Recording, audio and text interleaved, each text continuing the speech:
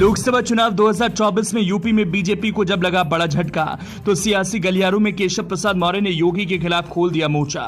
योगी आदित्यनाथ और केशव प्रसाद के बीच अभी अनबन की बात चल रही थी, तभी सपा के एक नेता ने कर दिया चौंकाने वाला खुलासा।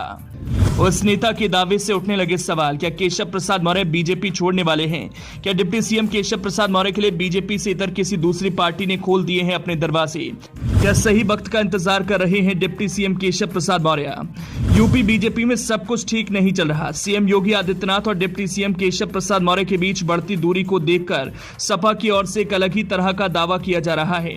ये दावा कुछ इस तरह का है जिसके बारे में ना तो हमने सुना था और ना ही आपने इससे पहले सुना था। सपा के एक नेता नेक्स्ट लेवल पर जाकर एक बड़ा दावा कर गए।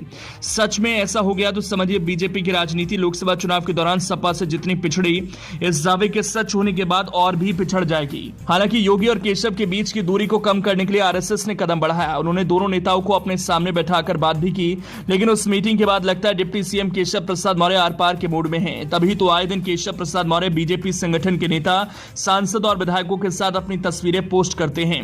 इस बीच सपा नेता आईपी सिंह ने एक बड़ा दावा किया। उन्होंने कहा कि deputy CM Keshav Prasad Maurya BJP छोड़ने वाले हैं। योगी आदित्यनाथ और केशव प्रसाद मौर्य के बीच अनबन चल रही है। सपा नेता आईपी सिंह ने एक्स हैंडल पर एक पोस्ट किया है। उन्होंने कहा, केशव प्रसाद मौर्य ने बीजेपी छोड़ने का फैसला अंत में कर ही लिया, इसीलिए आखिरी दौर में मुख्यमंत्री योगी आदित्यनाथ से दो हाथ करने के लिए उतर चुके हैं।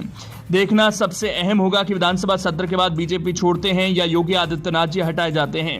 स्वागत है केशव जी। हालांकि केशव से पहले सीएम योगी के बारे में सियासी गलियारों में चर्चा अक्सर होती रही कि अगर उन्हें मुख्यमंत्री पद से बीजेपी के रणनीतिकार हटाते हैं तो बीजेपी का ठीक वैसा ही हाल होगा जैसा एक वक्त में कल्याण सिंह को सीएम पद से हटा दिया गया। अब कल्याण सिंह के सीएम पद से हटने के बाद बीजेपी में एक अलग तरह की बगावत शुरू हो गई, जिसके बाद कल्याण सिंह ने बीजेपी को छोड़ दिया था। इसके बाद बीजेपी की हालत यूपी में खराब हो गई। बीजेपी को फिर से यूपी में मजबूत स्थिति में आने के लिए एक लंबा इंतजार करना पड़ा। अब दावा किया जा रहा है अगर बीजेपी सीएम योगी से कल्याण सिंह वाला व्यवहार करेगी तो परिणाम खतरनाक मिलेगा। बता दें कि लोकसभा चुनाव 2024 में यूपी में बीजेपी को बड़ा झटका लगा था। बीजेपी को 33 सीट मिली, जबकि इंडिया गठबंधन सपा को 37 और कांग्रेस को 6 सीटें मिली।